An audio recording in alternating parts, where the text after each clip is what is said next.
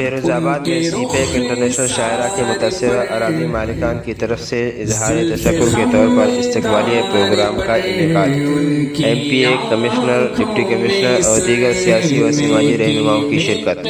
متاثرہ مالکان نے رہنماؤں کی کاوشوں کا شکریہ ادا کر دیا۔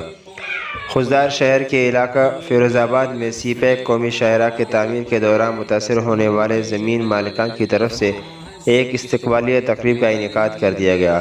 پروگرام کی میزبانی جمعیت علماء اسلام فیروز آباد کر رہے تھے، جس کے مہمان خاص ایم پی اے میر یونس زیری تھے، جبکہ دیگر مہمانوں میں کمشنر کلات ڈویژن داؤد خان خلجی، ڈپٹی کمشنر خضدار محمد الیاس کبزئی، مولانا عنایت اللہ رودینی، مفتی عبدالقادر شاہوانی، مولانا محمد صدیق منگل و دیگر تھے۔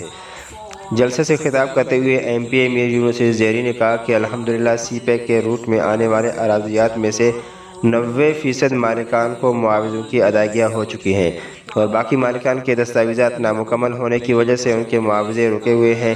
میں ان کو بھی کہتا ہوں کہ وہ جلد سے جلد اپنے خطونی اور ضروری دستاویزات مکمل کریں تاکہ ان کی بھی ادائیگیاں ہو سکے۔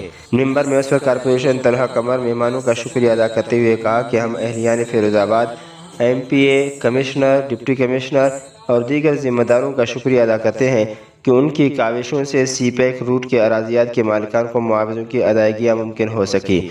کیمرہ مین یحییٰ مردوی کے ساتھ عبدالواحد راشد، تشریح نیوز، خضدار۔